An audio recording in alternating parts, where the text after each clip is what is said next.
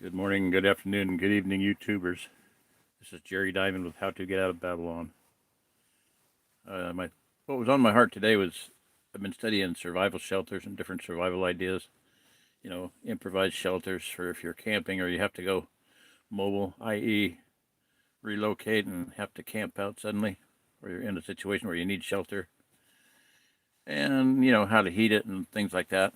And then the power went out, so that's why the different lighting here, and why I'm trying to get a little bit more comfortable. No power, which means no heat. So I got my bigger sleeping bag out, which is about as big as my bed, so I don't really have room for it. And if I fall off, I'm going to be trapped in the sleeping bag without. It's so scoochy, I can't get out of it. Anyway, so yeah, no heat. Yippee-ki-yay. Survival experience number 101, 201, 301. No, about survival experience number 35. Had quite a few with my family in Colorado.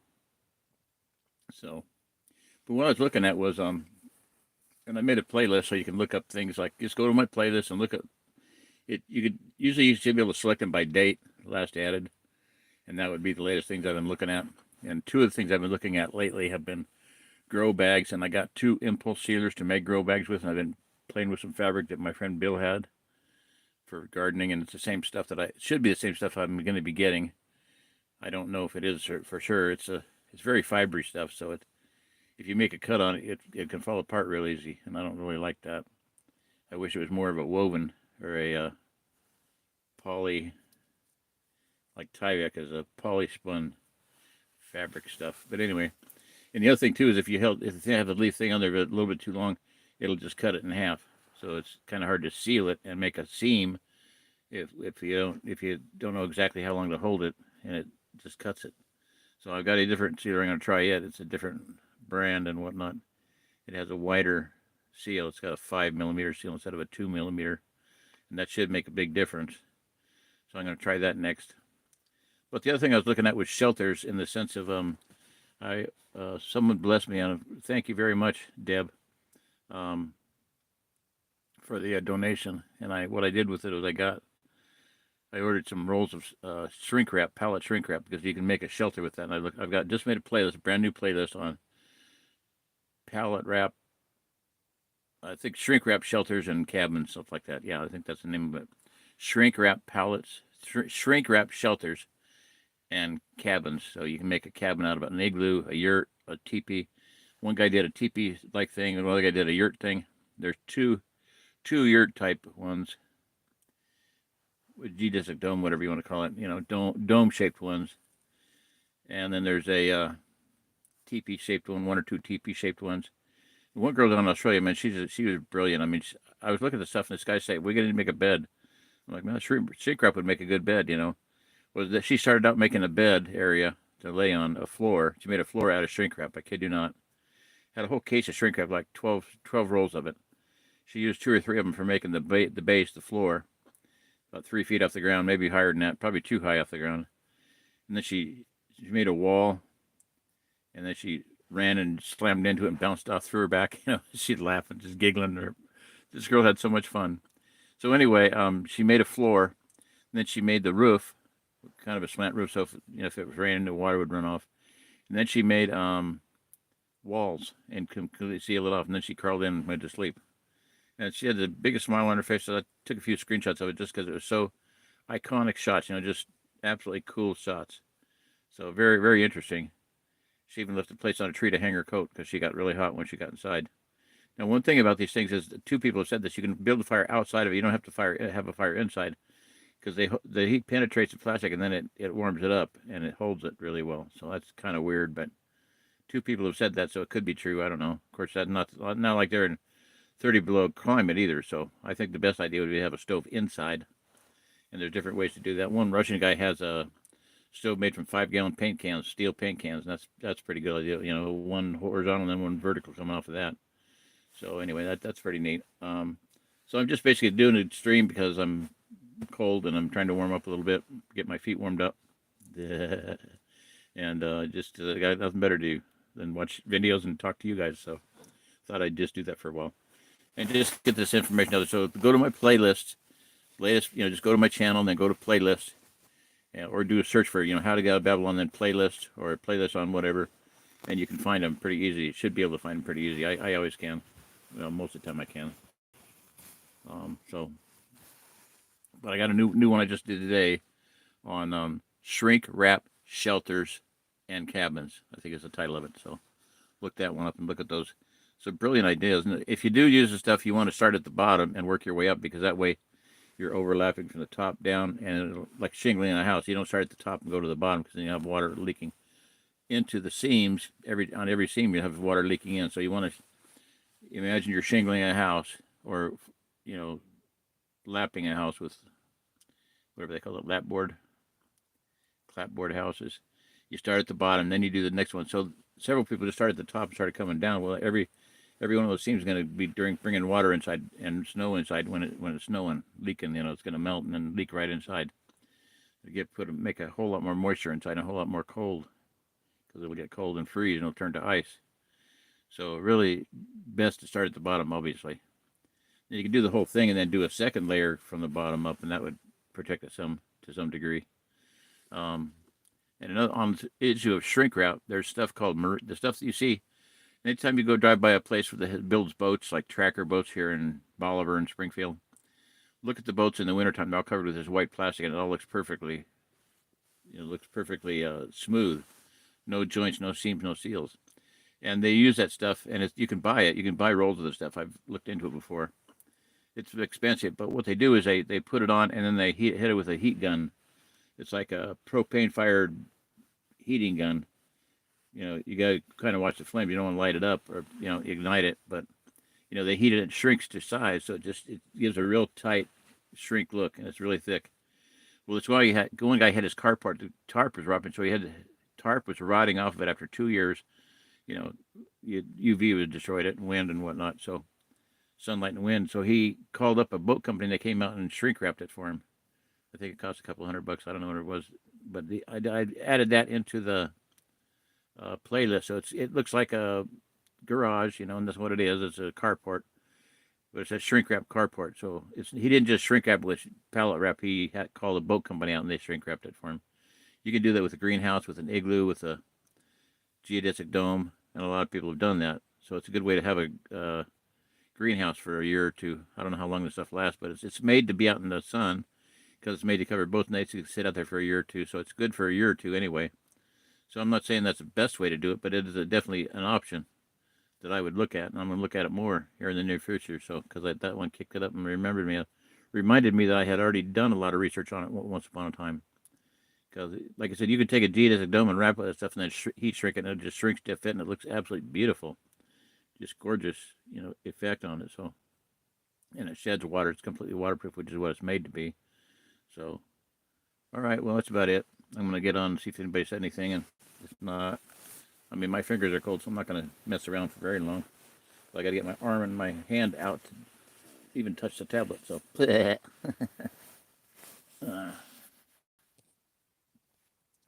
then my shoulders get exposed. Hey, Truth Faction, how you doing there, bud?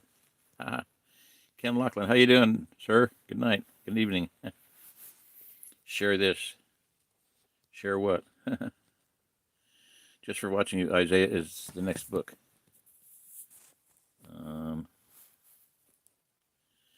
Just for watching you, Isaiah is the next book. It's in the truth. We hear you. Yeah. Shalom. Yeah.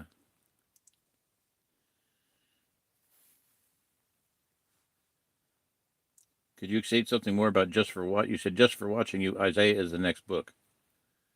I don't quite. That's a good book, yeah, but I'm not sure what you mean by that. Anything in particular you see going on there? So, there are a lot of things going on. I talked last night about judgment coming and changes coming, and so we need to be ready. Have your boat ready, have your car ready to move, ready to help someone. Make sure your tires are good pressure when you go out on a trip. Make sure your oil's checked, your radiator, your antifreeze, power steering, brake fluid, everything. Check everything on a regular basis, okay, from here on out. That way, if you have to go out and help somebody, your car's not going to break down on you. I've been looking at recovery ropes and I've watched a lot of off-road recovery stuff, which is fascinating stuff. real good physics, real good study in physics and energy transfer and moving weights. You can take a full-size pickup and get a recovery rope which has a stretching capability. Okay, they're called them kinetic ropes. They're stretchy like big, heavy-duty bungee cords. Okay, bungee cords, and so you can have a little, say a half-ton pickup truck stuck in the mud or sand, and a ATV or a smaller vehicle that can move around the sand, and they can just run it full speed from about 30 feet away, back up to the car, and then have a 30-foot rope, and they run it full speed, and then when it slams the end of that rope, it just loaded up all that energy of the speed of that smaller vehicle into the rope, and then it jerks, and it can pull a larger vehicle out of the mud or sand. Fascinating. And one time, Matt, I don't know his name, Matt Winder, Winder, Matt's Off-Road Recovery, MORR. Just put that on YouTube and look at it. It's one of the best channels. Casey Liddell up in Oregon, he's an off-road recovery guy, and Matt's building a heavy wrecker, with the MRAP axles, military axles. It'll be a big heavy thing, but these guys know how to get around the sand and snow and everything. They got a lot of them have tracked vehicles like Matt's got a snowcat, a smaller snowcat. Casey just bought a big snowcat, which I think the little one might be better. And then you can look at the BV206s. It's a Swedish-made articulated snow tracked vehicle. It's got 4 tracks. So instead of 8 wheels, 8-wheel drive, it's got 4 tracks, 4-track drive. It's got articulated front and back powered unit follows the front unit and runs in the same tracks. So just some ideas, some thoughts, be ready to help people. And winch, powered winch, a come along is good. High lift jacks are good. If you don't know farm all jacks, look at a farm jack, get those. They have multiple uses. You can do many things with those. You can use them as improvised parts for your car, your Jeep. You can use them for a winch. You can winch with them. You can jack weights off, really high things up off the ground with them. You can help them when felling trees. There's a lot of things you can do with them, but just get a winch. If you can afford all this stuff, get a winch. Get an electric winch, of course, for your truck, 12-volt powered winch. Or you can get winches that run off of drills, cordless drills. I kid you not. Look that up. I've got a playlist on those even. I started one. If it's not, may not be very complete yet, but you can get adapters that will run a drill, allow your drill to run a winch. And who is it? Warren makes a drill-powered winch. So you can get a winch from Warren that runs on a drill power, and then you can convert them too. You can get a a winch from Harbor Freight or something like that. Yeah, I think it was Harbor Freight. You get a decent winch, a good winch that has a worm drive gear. Well, if you put a cordless drill on the worm drive gear, you have a drill-powered winch. So it's slow, but they work, And then look at snatch blocks. You can pull twice as much weight with a snatch block. So if you got a winch that'll pull 750 pounds, you can put a snatch block on it and pull in the same direction, and you can pull 1,500 pounds. So you can pull a vehicle onto a trailer with a drill-powered winch. So just things to look at. I'm going to check here, and then I'm going to say goodnight. So I'm saying goodnight right now. Good night, Truth Faction. Good night there. Love to see you again sometime. Hey, if you're still on there, I've been looking at the property over there by you.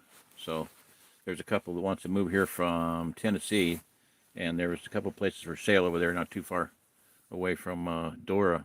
And so I'm looking at those and hoping that one of them will work out, and hoping that I'll be able to move over that way to help them with their property. And then a friend of mine, Nathan, I think you might have met him by now. If you haven't, Randy has. Randy McMillan's met him. Nathan, he did some work for Nathan on a tractor, of course. That was what he would do for him, right? Anyway, Nathan does a whole lot of things. He's such a super valuable, super blessed brother, and he's kept one of the 2 people that have kept me alive since the divorce. And Nathan bought a place over there that I found when I was over there at the camp. I found a beautiful property. I just absolutely fell in love with it. It was for sale or something, and I just took about 100 pictures of it and just fell in love with it and prayed that somebody good would buy it. Well, Nathan bought it. Hallelujah! My prayers were answered. Such a blessing. So yeah. 30-acre property, and this other one was 30 acres too. So we're looking at several 30. If you know any 30-acre properties over that way, let me know, because I'd like to get over there, because that's like the center of the OzArk Plateau, and I'd like to be there and not here.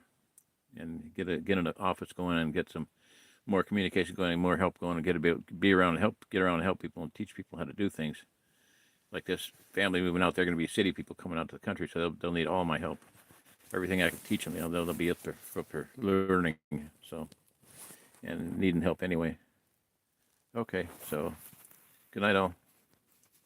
Tell me what you mean by Isaiah's the next book, and I'm going to let you all go. So.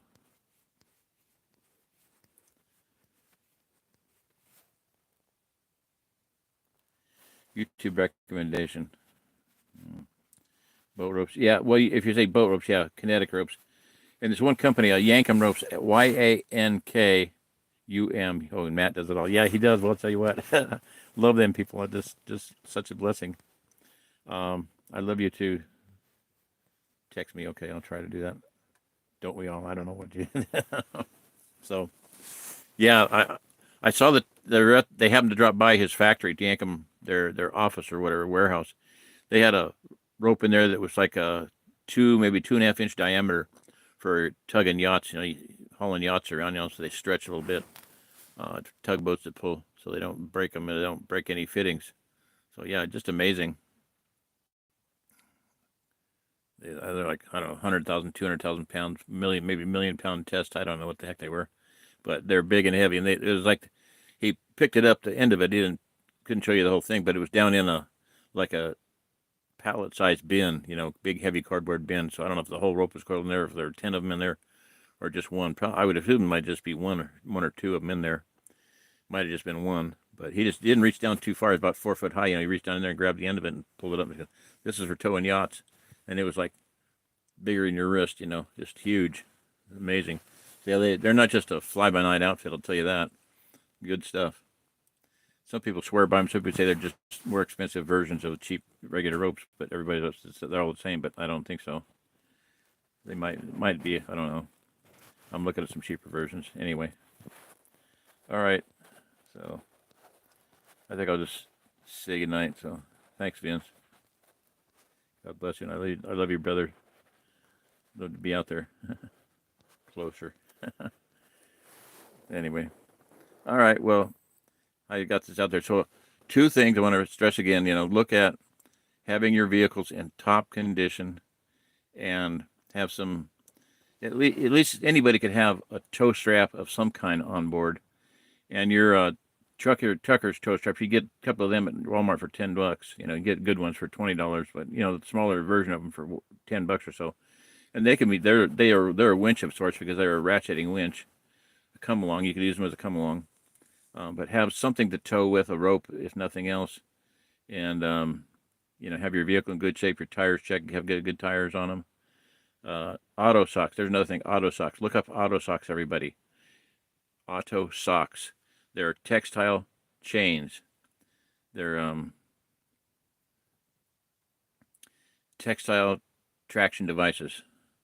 Okay, TTD, textile traction devices or textile chains.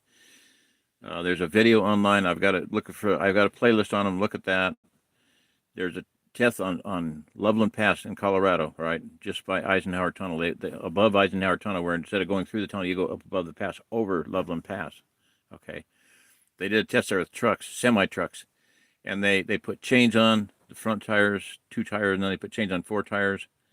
They put the auto socks on 2 tires and then 4 tires. The auto socks, in every case, I think, out-pulled the chains before they slipped. They could pull more weight with auto socks with textile chains than with real chains, heavy chains. And chains they can add up to 1,200 pounds to the truck.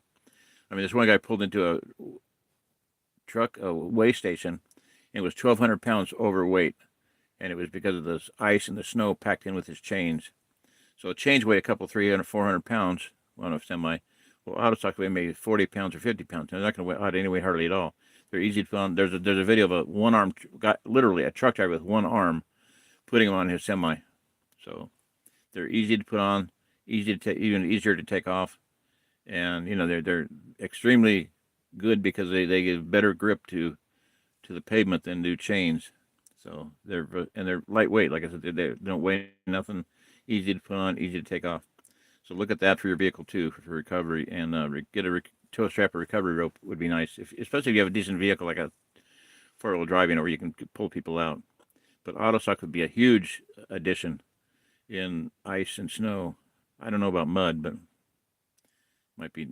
you might want to get them before you get into the mud. Mud's a different issue, and sand is a different issue. But anyway, just be aware of all those things. And then, like I said, shelters.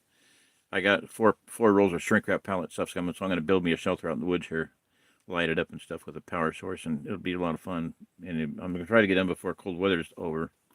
So right now I'm just going to try to, stay warm tonight. I fired my stove up over there in the Airstream one time, but I wouldn't really want to go over there right now. It'd just be a pain in the butt to fire it up, and it'd be, I don't know. It's just not livable right now, so I'm not going to do it. I'm just going to stay in here and try to stay warm, rub my feet together. If I'd have known it was going to go out, or if I'd have been a little bit warmer when it did go out, I'd just eaten dinner, and it was kind of chilly, and my feet got cold, and then I had socks on that I had on for a couple of days, and I took those off just to let my feet warm up. So I should be okay. I'm okay. My body core's warm. I'm okay. I'm good. I just got to get my feet warmed up a little bit. It'd be nice. That would be nice. I got some hot coffee drinks, so I'm going to drink that right now. All right, well, good night, everybody. Love y'all. God bless everyone. Seriously, a lot of people are looking at moving, so do it, Make it happen.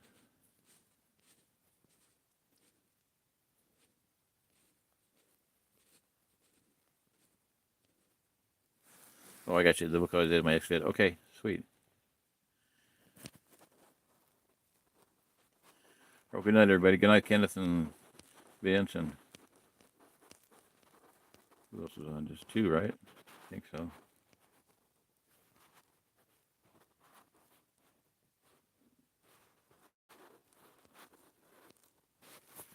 That's it. All right. Good night. Love you. Love y'all. Good night, Kenneth and Vince. Hallelujah.